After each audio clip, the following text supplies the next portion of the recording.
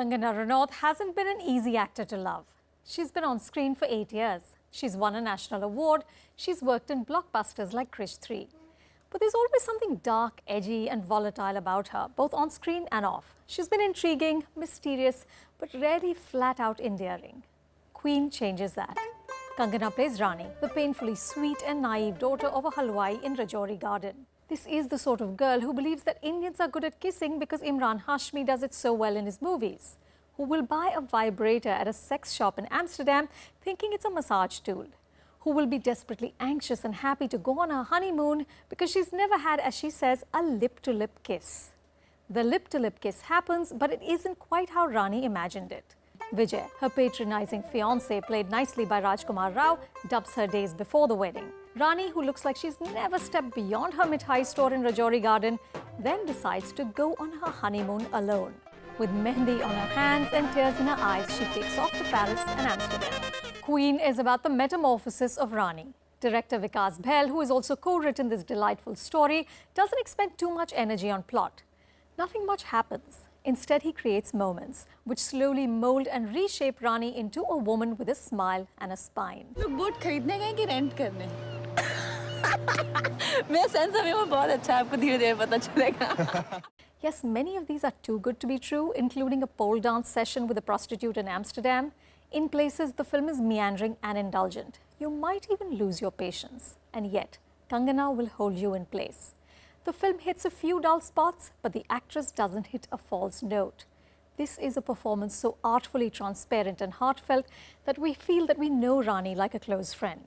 The other characters, her parents, her plump brother with a killer hairstyle, are also nicely etched and perfectly cast. Post the success of Band Baja Barat, middle-class Delhi culture has become a Bollywood staple. But thankfully, Bhel doesn't overdo it. He creates with a deft hand and a lot of affection.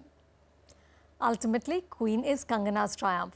I left the theatre thinking about Rani and how the rest of her life would pan out. It's not often you do that with a Bollywood character. I'm going with 3.5 stars. जैसे तिल में तेल है, जो चकमक में आग, तेरा साईं तुझ में है, तू जाग सके तो जाग. In Gulaab Gang, writer-director Soumik Sen brings together a slew of incredibly talented women. Madhuri Dixit Nene, Juhi Chawla, Divya Jagdale, Tanishta Chatterjee. He lifts liberally from the inspiring true story of Sampat Pal, an illiterate village woman who formed a group of women vigilantes called Gulaab Gang in Bundelkhand. But Sen is singularly unable to embed the actresses into his fictionalized version of this story in a coherent way.